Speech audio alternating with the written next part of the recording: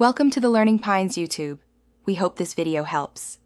In this video, I will explain how to erase a Netflix account from your television.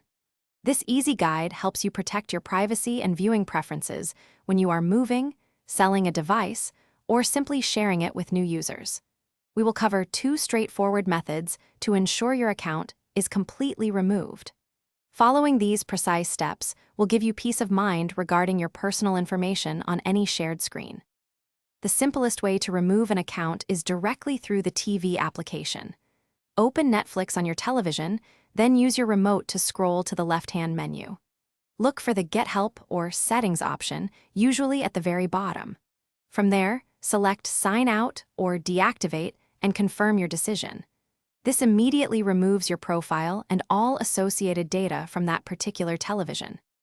If you no longer have access to the television, you can sign out remotely. Visit the Netflix website on a computer or phone and log into your account. Navigate to the Account section, then Security and Privacy, and choose Manage Access and Devices. From there, select Sign Out All Devices. Confirming this action will log your account out of every device it is currently active on, including your television.